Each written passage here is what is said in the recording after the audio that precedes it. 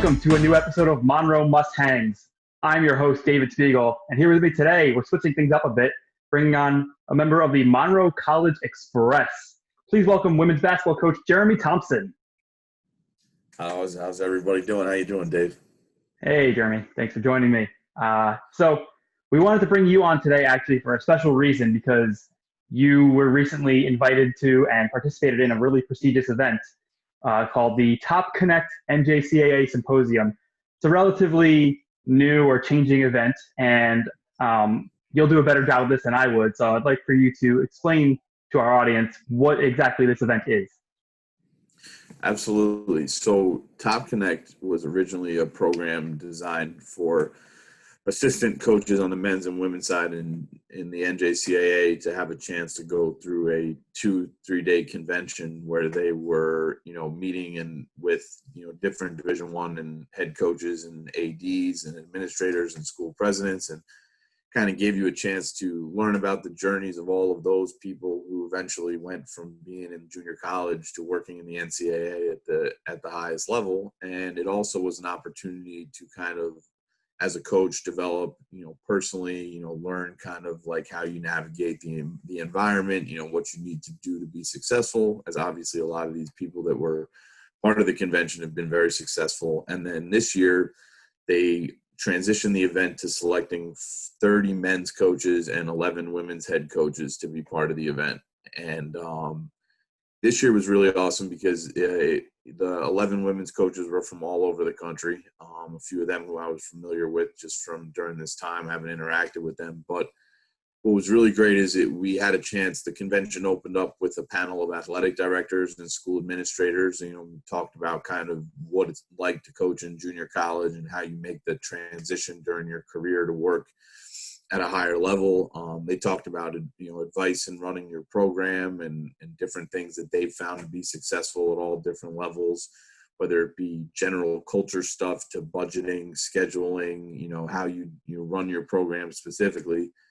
And then, the remainder of the conference over the course of the 2 days was an opportunity to hear from men's and women's coaches and interact with them and have conversations about, the junior college experience and how it prepares you to kind of continue on. And, luckily some of the people that we got to hear from, again, included, Buzz Williams, who was a junior college coach and now at Texas A&M, Chanda Rigby, who's the women's coach at Troy, Keitha Adams, who's the women's coach at Wichita State, Steve Forbes, who's the head coach at the men's in Wake Forest, and Brittany Azell, who's the head coach at Eastern Tennessee State. And the person who founded the conference is Dr. Richard Sander, who is the athletic director at East Tennessee State. And I was super grateful to have been selected by him to be a part of this. And I actually had a chance to speak to him one-on-one during the conference, and it was, what he's done with this is incredible, and it was just an amazing experience. What are some of the best experiences you took away from this convention? I think the first thing that was really informative and I really enjoyed was kind of getting to hear from Dr. Richard Sander, who's the athletic director, as I had mentioned, at East Tennessee State, and him just talking about how he looks at his coaching staff, what within his athletic department does he expect? And, it kind of gave you a little bit of insight just on, how, that athletic administration operates. And you really get a chance to learn a lot about the ins and outs of everything from facilities to budgeting, support staff. And, it makes you realize that when you're a coach at junior college, you're getting such amazing experience, doing so many different things. And then, I think for me, the highlights of the conference were getting a chance to hear, Steve Forbes and, Buzz Williams on the men's side, and then getting to hear Brittany Azell, Keitha Adams, and Chanda Rigby. And, to me, one of the things that stood out was, Buzz Williams, was talking, obviously he coached Jimmy Butler, and Jimmy Butler went to Tyler. And, he said that he has 3 rules within his program, which is respond, don't react, listen, don't speak, and learn, don't assume. And I thought those were, extraordinarily interesting core values to, run your program by. And that was, certainly something that I wrote down. I mean, I have pages and pages of notes on different things. I also thought was interesting that all of the athletic directors and some of the women's coaches spoke to, which was, at the college level, everybody's a coach. You have this kind of label like you're a JUCO coach, but that stigma is being moved away because we're all kind of working together in a sense, and we're hoping that our kids continue to play at different levels, but we're all essentially doing the same thing. We're coaching, we're working hard for our kids, and I had a chance to speak to Coach Brittany Azell after the conference, and she's a wonderful person and just had so much insight on starting off as a coach and, where she started in her journey. And, also just kind of having a chance to hear these coaches describe what they evaluate within junior college athletes and how they evaluate good programs and where they're going to get their kids from. And, you look to things like that as you run your own program, because your expectation is that,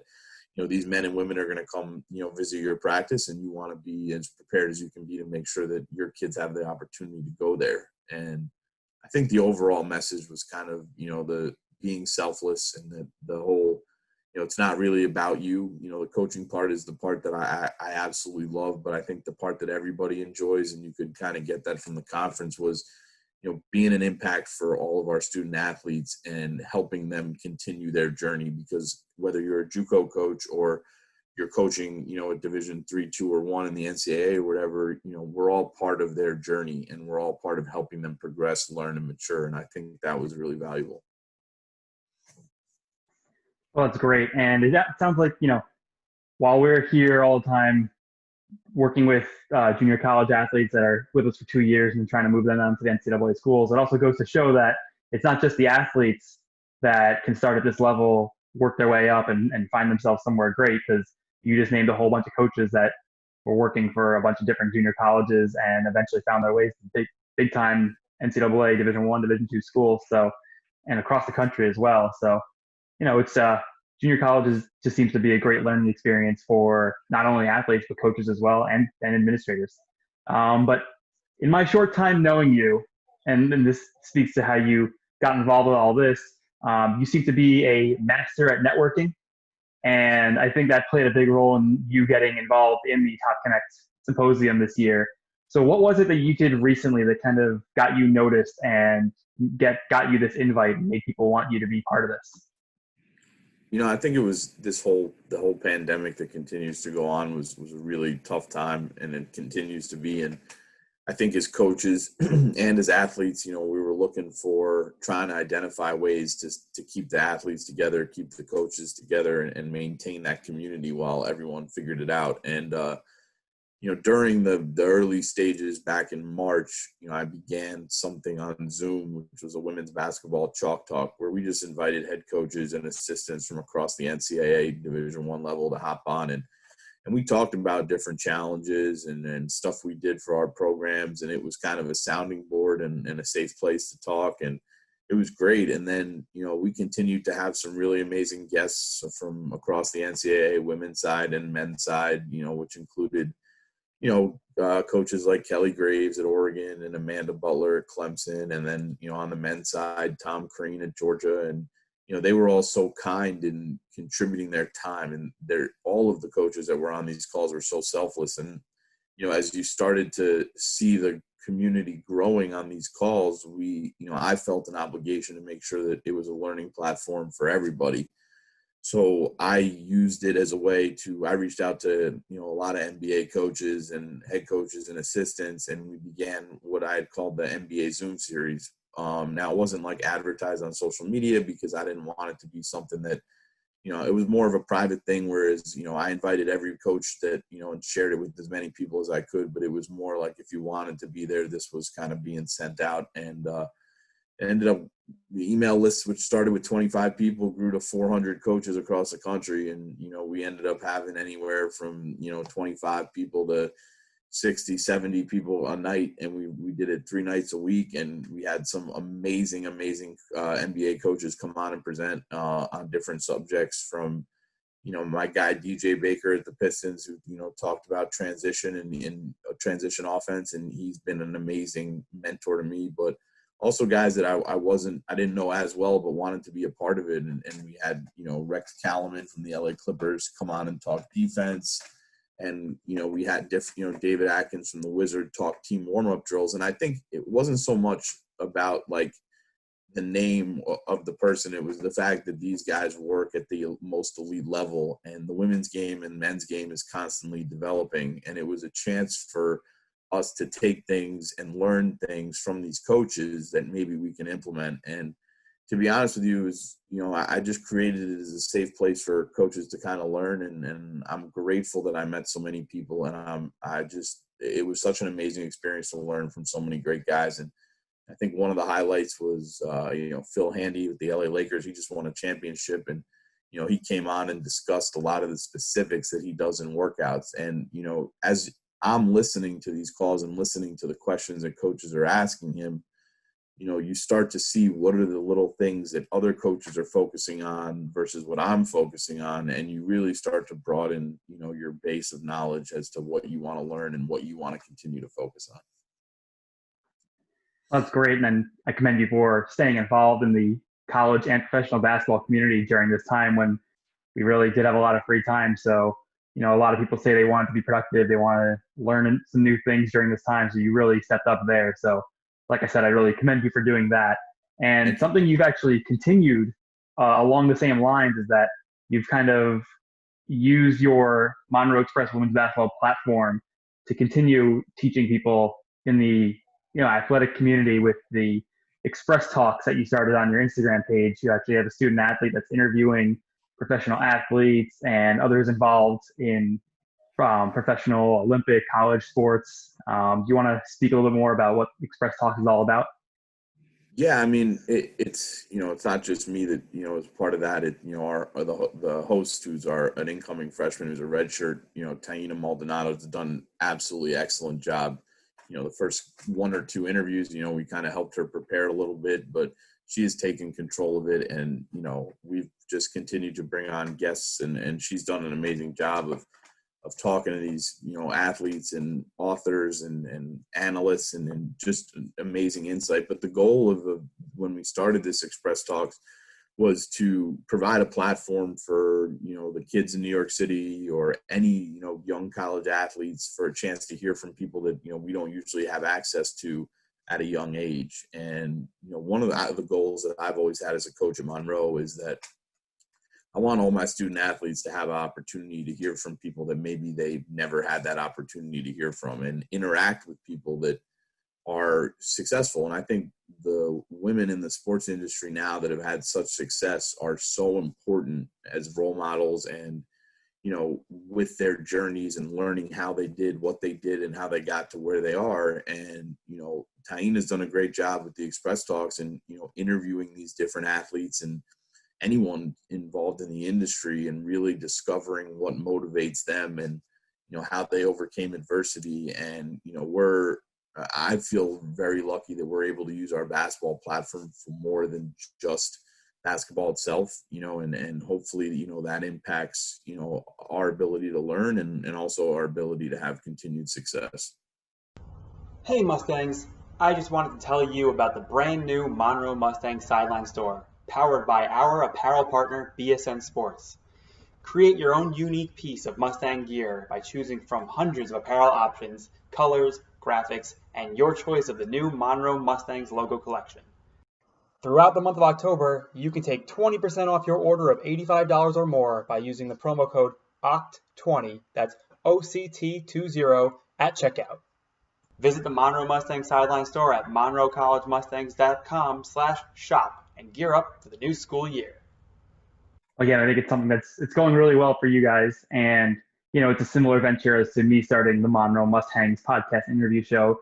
You guys are doing Express Talks, giving some good content out on, out of the Bronx over there. So for those people who are watching right now, make sure you go follow the Monroe Express women's basketball team at MCExpressWBB on Instagram.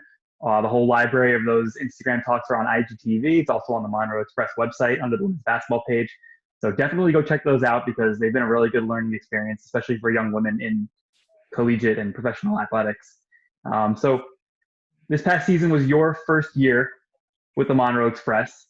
I'd say pretty successful. You gave the team its first winning season under your tutelage, going 19-13, made it back to the Region 15 playoffs, won the program's second ever playoff victory against Dutchess Community College. What was your experience with this first season in the Bronx?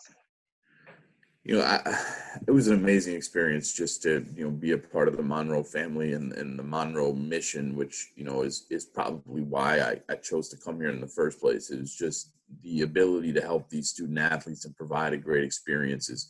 That's the most important thing.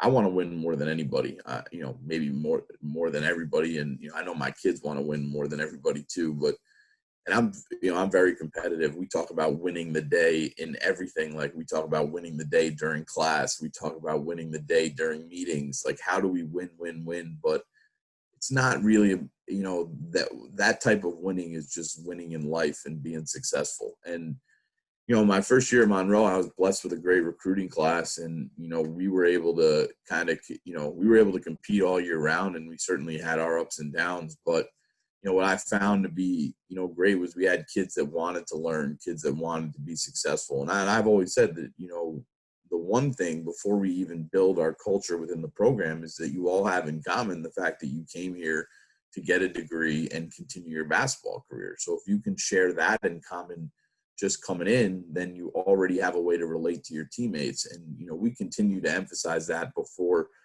we began to institute our culture where, I think goes back to what I spoke to, but, having an effort and attitude, equals opportunity, which is the chance to, really interact outside of the game. But, there are some great memories. We had some great games. I look back to beating Cecil College at Cecil in an amazing game that came down in the very last minute. And, those 19 wins were fantastic. I think they were all great learning experiences, but this team is really talented, and, it's not all because of me. It has to do with the work ethic of the kids. It has to do with my assistants. It has to do with, collaborative work by everybody on the court. And, I'm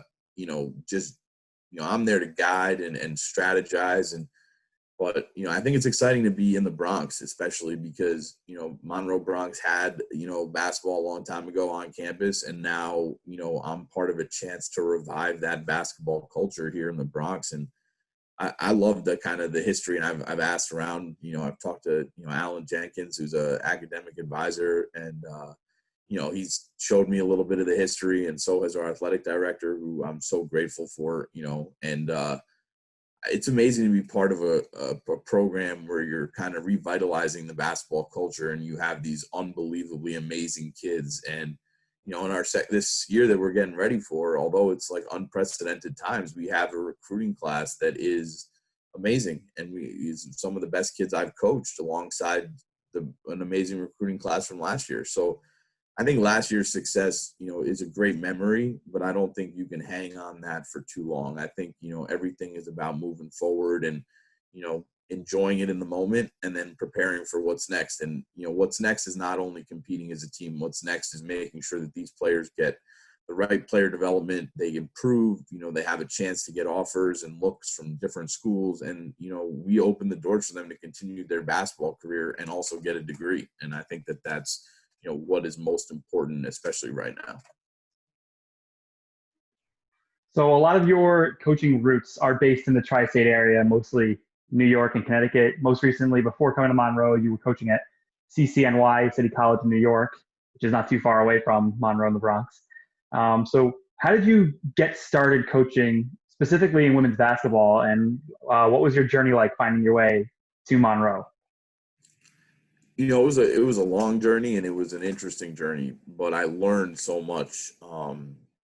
And I learned so much from different people. I was blessed to work with great people. And I think that's a huge part of like anybody's career moving forward. And so, I started as a freshman girls basketball coach, and I always knew I wanted to coach college ball, but I didn't know how I'd get there. I was just motivated to do the best I could wherever I was, not looking forward, like, while I'm at one place, I want to make sure I can do this at the next place. Like, it was always about being where your feet are, and doing the best job you could at your current place. And the best advice I ever got was, wherever you are, let it be your UConn, or let it be your dream job.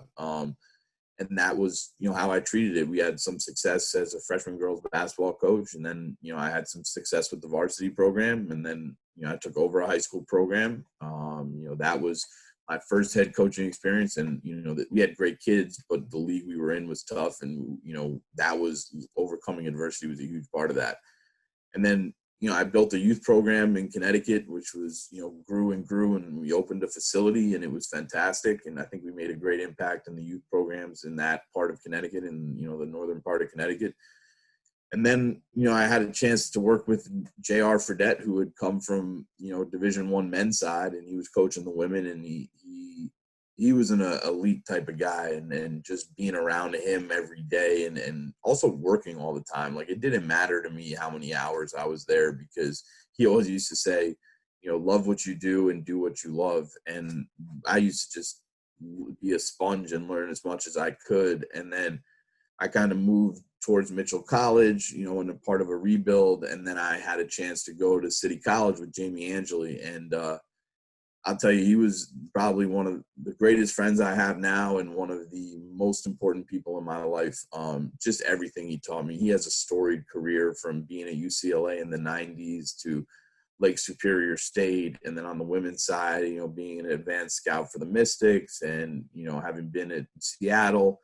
But I've never learned so much about, what I can do and where I can go. And, he said to me the first day that we ever went to watch our kids in an open gym, he said to me, "You ever want to be a head coach in junior college?" And I had said, "Yeah, I do." And it's funny because JR used to tell me when I worked for him, he was like, "You'd be a great fit in junior college," because I used to recruit a lot of junior college kids. And, the connection was always there with JUCO for me, and it was always very important. And, after City College, Monroe opened up, and, I had a chance to interview with Lou and Allaire. And I tell Allaire all the time that I am so thankful, because every day I get to wake up and be a part of this program and be a part of the Monroe College system and family is a great day for me. Like, I don't even look towards the, I enjoy every day, because this is a great place. The vision is there. The support is there.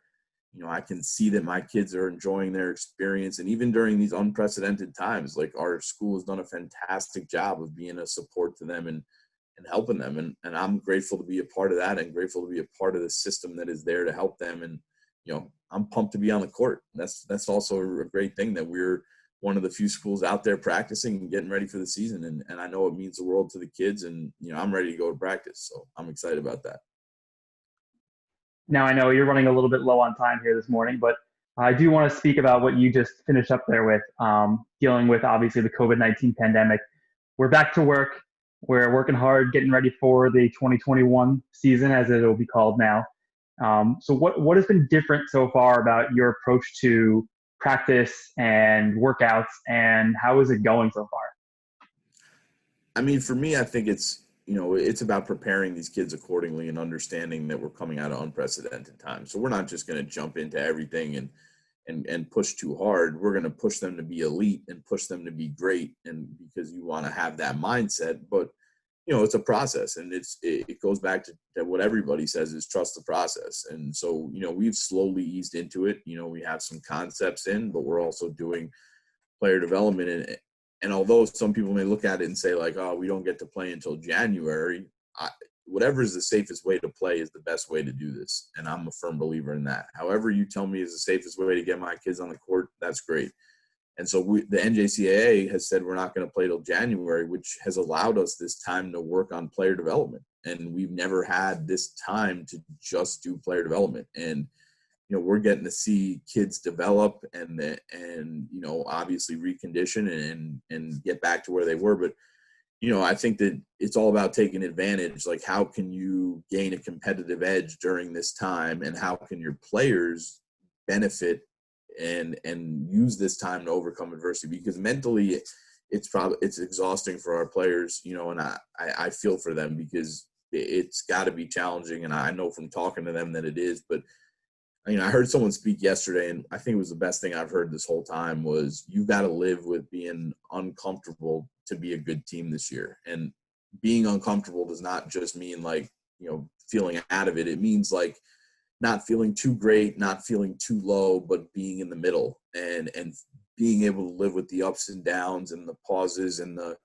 and the changes in schedule. And our kids have done a great job of being flexible. And I think it also, our coaching staff has done a great job. Like we're on the court, like that's amazing. So we're just grateful that we're out there and, like we're trying to tell them, just, focus on being the best version of yourself that you can be. And our job will be to get you to where you want to be. And we'll use this time effectively. So.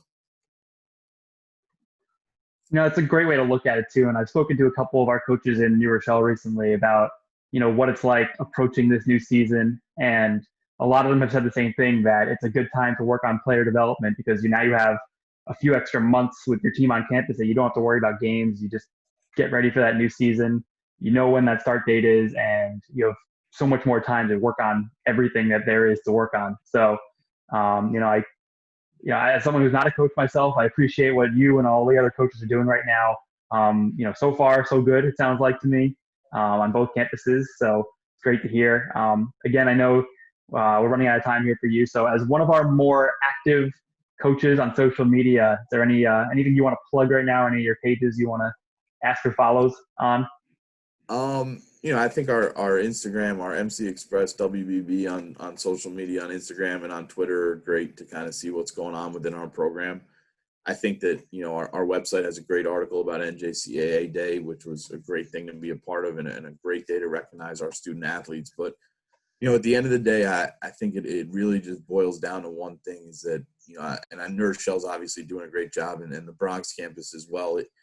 It just feels good to be around the coaches for all the sports that we have in the Bronx, to see them kind of working as hard as I am and all of us kind of working towards a common goal. And it's just exciting. And I think, it always feels good to see everybody around you, striving for the same thing. And, I'm just excited we're back with the kids and they have a chance to be back here. So, not so much, I'd love people to follow, and I would encourage people so they can see what we're doing, because there's just a ton of great material and we've got stuff coming out, Express Talks every day. But again, it's about our program and it's about the programs we surround ourselves with and, just continued success. And I'm looking forward to seeing everybody out there. And obviously my focus right now is my program, my team, and, being part of this moment and somewhat history of kind of being one of the first teams to go out there and compete when we get to that point, and